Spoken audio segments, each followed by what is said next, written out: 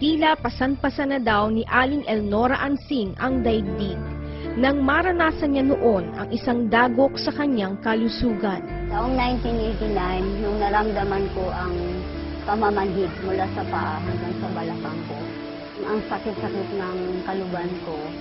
Alas gumagapang na siya, mamimilipit siya ng sakit. Pag pag minasdan nga siya ng ina niya, tumutulo na lang yung luha ng ina niya dahil sa awa. Pero nadagdagan pa ang matinding sakit na ito.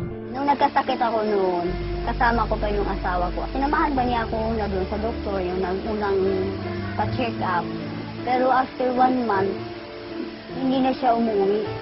Tapos tinawagan ko, nalalaman ko doon sa pinsan din nila kasama sa trabaho na meron na daw ibang pinakasama.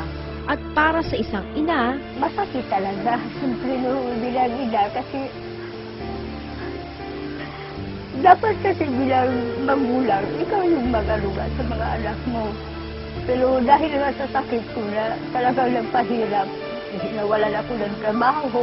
hanggang sa dumating din ang liwanag sa animoy napakadilim niyang mundo. Sabi ko, hindi pwedeng magkasakit. Sabi ko gano'n, kasi paano na nga yung mga anak ko. Naalala ko yung ultima. Kaya uminom ako. Meron akong ulcer. Tapos inom ako ng mga synthetic drugs. Talagang yun ang maging resulta. Kaya nung uminom ako ng ultima, alang araw lang, uminto yung sakit. Sa ngayon, araw-araw pa din umiinom si Aling Elnora ng produktong Ultima C ng Uno para mapanatiling maganda ang kalusugan. At ito daw ang maibabahagi niya sa atin.